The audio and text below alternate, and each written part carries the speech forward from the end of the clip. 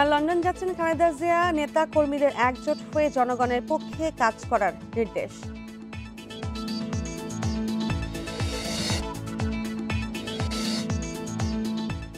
Line মেরামত শেষ হওয়ার দুদিন পরও কাটেনি গ্যাস সংকট, বিভিন্ন এলাকার গ্রাহকদের ভোগান্তি।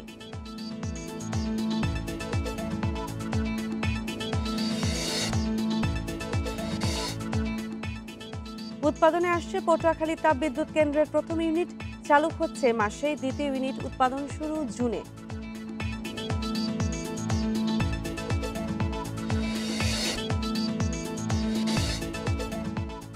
অর্থ বছরের প্রথম 6 মাসের রেকর্ড রাজস্ব আদায় চট্টগ্রাম কাস্টমস হাউসের, গতবারের তুলনায় ২,৩৮২ কোটি টাকা বেশি।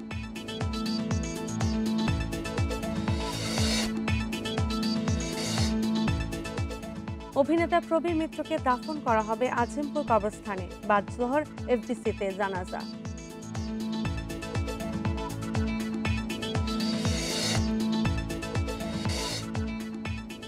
বাণিজ্য মেলায় এখনো ক্রেতা দর্শনার্থী কম, বেচা কেনায় মূল্যস্ফীতির প্রভাব দেখছেন বিক্রেতারা।